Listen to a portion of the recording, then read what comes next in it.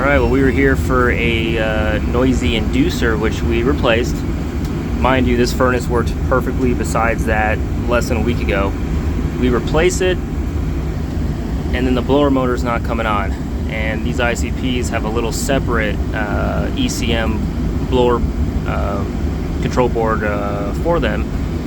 And we were losing, basically, in a sense, we were losing first stage. The first stage relay would turn on, but the blower wouldn't come on.